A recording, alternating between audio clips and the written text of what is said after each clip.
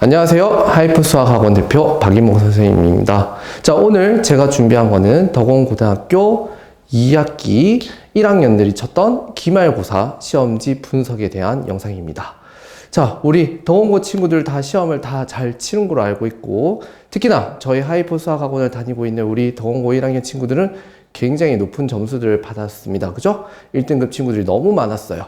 자, 그래서 이번에 우리가 이제 쌤이 준비한 거는 이제 시험지에 대한 각각의 문항들에 대한 이제 적중 유사 문항을 살피기보다는 이제 어떻게 보면 이제 우리 덕원고등학교를 지원하는 친구들의 대해서, 물론 시험 친 거에 대해서 궁금하신 분들도 있겠지만, 또 우리 또 예비 덕원고 학생들이 있잖아요. 그런 예비 덕원고 학생들이 또 이 영상을 보고 앞으로 덕원고 시험을 어떻게 또 준비를 할지, 그 부분에 조금은 더 포커스를 맞추고 영상을 제작을 했어요. 자, 그래서 우리가 하나하나 문제를 따져볼 건데, 시험지 관련된 문항을 이제 내신 대비서와 관련된 유사 문항을 찾기보다는 이제 그 문제가 가지고 있는 의미에 대해서 학습하는 시간을 조금 가져보도록 하겠습니다. 넘어가겠습니다. 자, 시험 출제 범위가 굉장히 덕원고스럽죠? 자, 어떻게 출제가 되었냐면, 1학기 부분에서 학습한 내용의 도형의 방정식이 굉장히 많이 출제가 되었어요. 문항 수로 보면은 객관식 5번, 그리고 13번, 10번, 단답형 1번, 서술형 2번, 5번. 엄청 많이 나왔죠? 배점만 해도 29점에 해당해요. 그래서 도형의 방정식 단원이 또다시 우리 2학기 기말고사에 또 출제가 되었다는 거. 100점 만점에 30점에 해당하는 거의 점수가 해당되는 부분이기 때문에 굉장히 도형 방정식은 또다시 학습을 해야 됐던 그런 부분이었다. 자, 그리고 중간고사 관련된 범위가 있었죠? 집합명제. 그 부분은 조금 쉽게 출제가 됐어요. 그러나 중요한 건 집합명제에 대해서 까먹진 않았어야 됐다. 그래서 계속해서 복습을 해둬야 되는 부분이었다. 거기 관련해서 배점은 18점 정도가 나왔네요. 그리고 실제로 이제 지금 기말고사 범위에 들어가는 부분, 함수편부터 유리함수, 무리함수, 그리고 경우의 수인 순열과 조합까지 합쳐서 53점이 나왔어요. 여기에서 이제 어떻게 보면 친구들이 경우의 수 부분에 굉장히 어려워한 친구들이 많았었는데, 특히 학원에서 이제 수업을 할 때도 경우의 수 부분에 굉장히 어려워한 친구들이 많았었거든요. 다행히 경우의 수는 조금 쉽게 출제가 되었고, 오히려 함수 부분에 관련해서 합성함수라든지 역함수 부분에 대해서 조금은 더 심한 문제가 출제되었다는 거, 요게 조금 중요한 부분인 것 같습니다.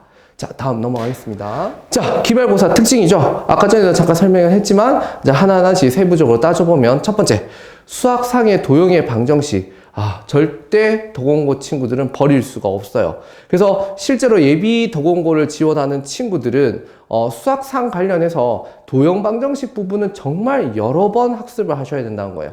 웬만한 문제집에 있는 문항들은 다 풀어보시고 여러 번 반복 학습을 해둬야 실제로 덕원고 1학년 전체 시험을 칠 때 동안에, 물론 1학기 중간고사 제외하고 계속해서 출제가 되고 있기 때문에 여러분들이 이 부분은 굉장히 연습을 많이 하셔야 된다는 거예요. 알겠죠? 자, 그래서 도형의 방정식이 아주 중요했다. 요거 첫 번째. 그다음 두 번째, 아까 전에도 얘기했지만 함수에 관련된 심화 문항들이 나왔어요. 특히나 계속해서 덕원고는 작년하고 똑같은 기조로 역함수와 원함수의 교점 문제를 서술형 마지막 문항에 출제를 하시고 계세요.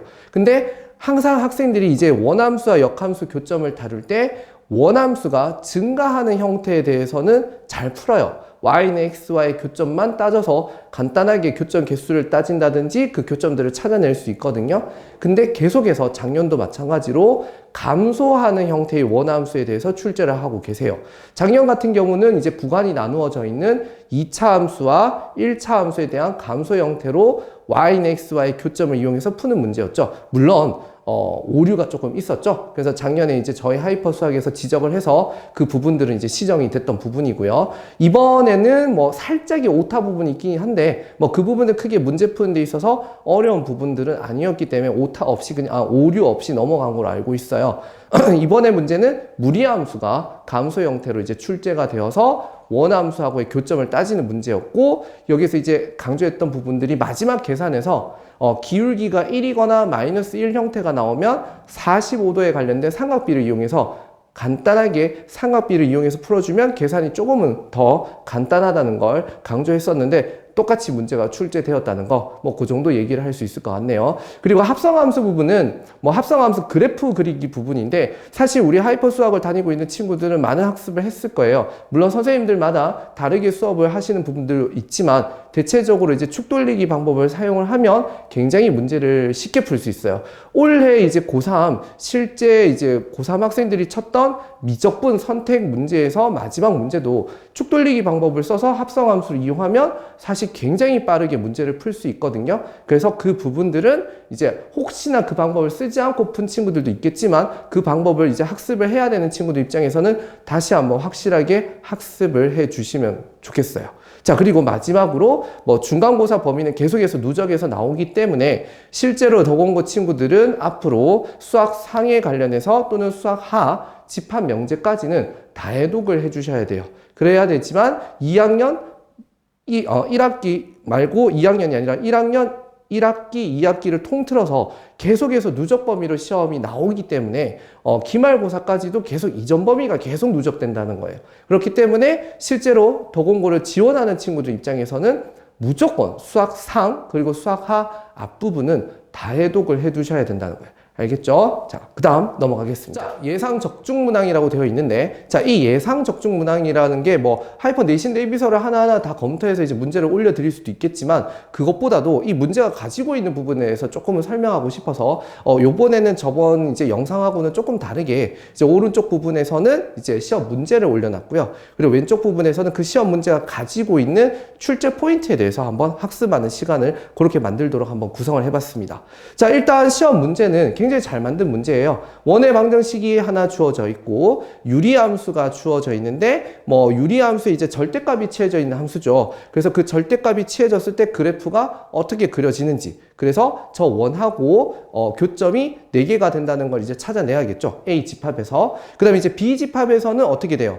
A라는 값이 변하고 있어요. 그러다 보니까 A가 변함에 따라 당연히 원점으로부터 주어져 있는 유리함수는 멀어지겠죠. 그렇게 멀어짐으로 인해서 어떻게 된다? 교점의 개수가 4개일 때도 있고 접하는 경우가 2개일 때, 그리고 더 멀어지면 만나지 않게 되겠죠. 근데 그 부분에 대해서 이제 우리는 어떻게 학습을 했냐면 점근선의 교점에서 우리 유리함수의 특징이 있다. 그죠? 바로 점근선 교점에 대해서 항상 점대칭을 가지고 항상 그 점근선의 교점의 기울기가 1 또는 마이너스 1인 직선과 만나는 두 교점 사이의 거리가 가장 짧다는 걸 알고 있어요. 그래서 그 값을 이용해서 A가 언제 접하는지 그리고 언제 안 만나는지를 이제 체크해서 푸는 그러한 교점을 따지는 문제였다. 그래서 굉장히 좋은 문제고 여러분들이 학습하기에 굉장히 좋은 문제라서 요 문제는 뭐 혹시 틀리신 분들은 반드시 한번 풀어보시고 다시 재점검을 하시고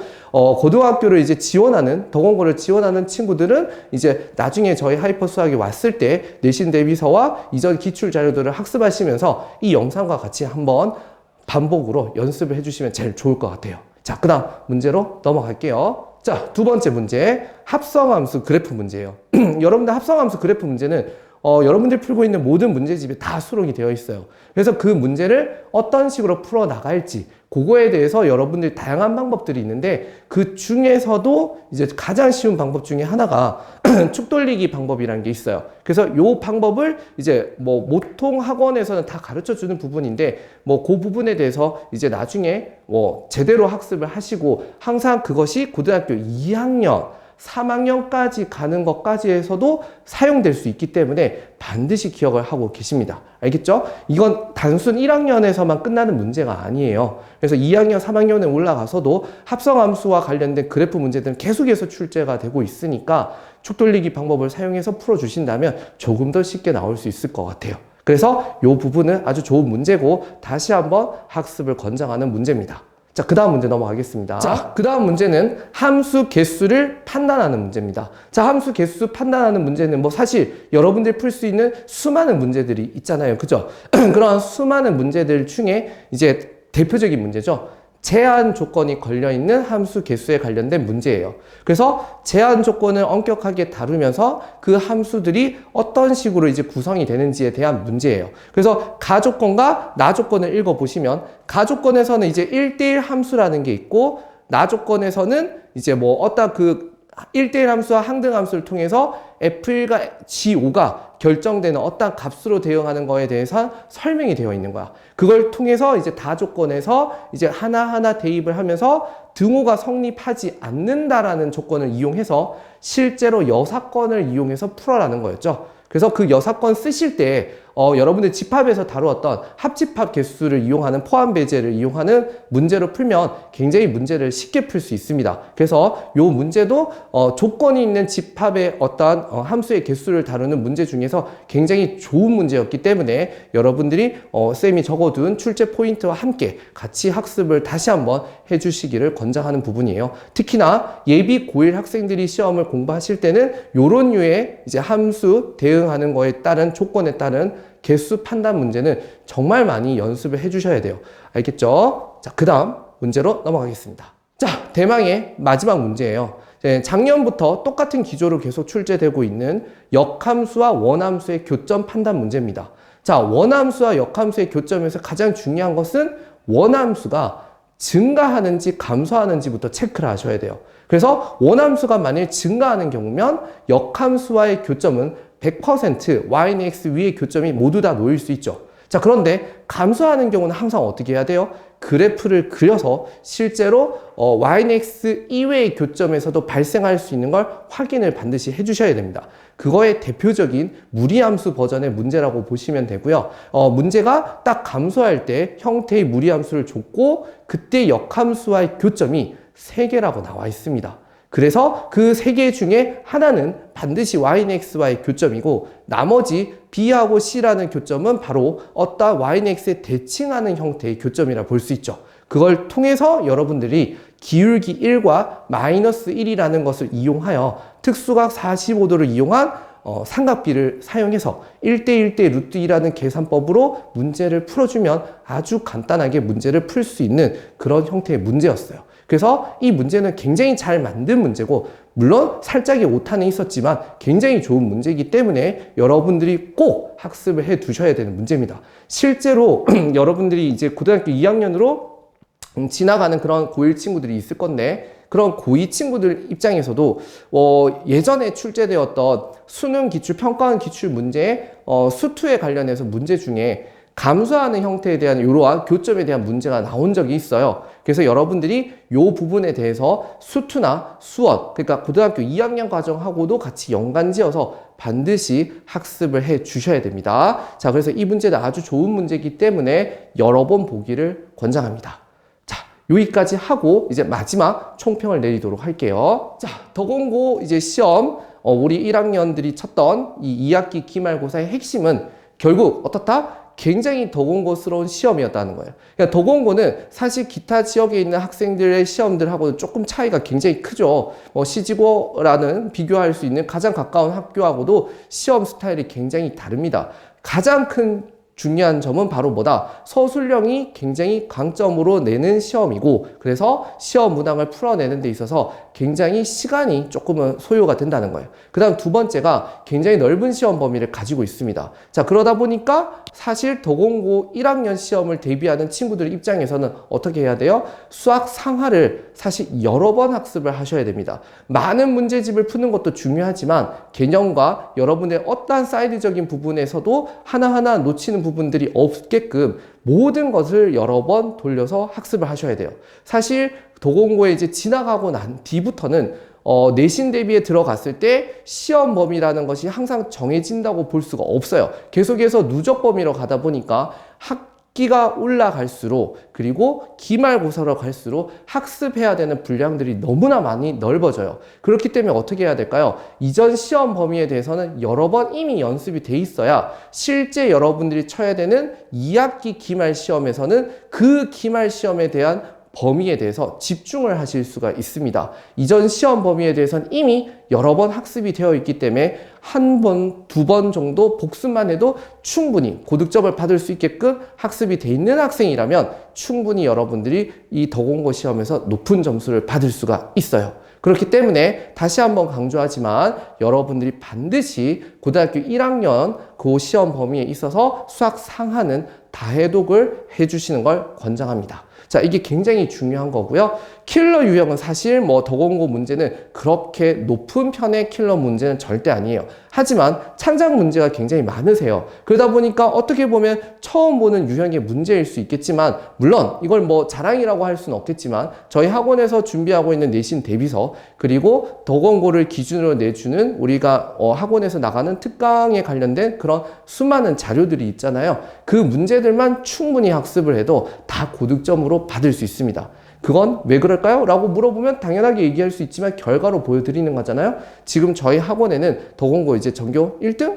뭐 말로는 이제 2등이 될 수도 있다고 하는데, 어쨌거나 아주 높은 1등급 친구들이 굉장히 많이 배치되어 있어요. 그렇기 때문에 믿고 맡겨주시면 될 것 같습니다. 여러분들도 충분히 잘 따라오시면 무조건 높은 점수 받을 수 있어요. 자, 요렇게 정리를 하고, 자, 물론 여기에서 이제 아직 더공고가 아닌 우리 예비 고1 친구들도 있을 텐데, 더공고 뭐 시험 너무 어렵다고 피하지 마시고 충분히 준비하면 잘 칠 수 있습니다. 무조건 시험이라는 것은 준비한 사람한테 항상 높은 점수를 주는 거거든요. 걱정하지 마시고 하이퍼한테 맡겨주세요. 자, 여러분 고생하셨습니다.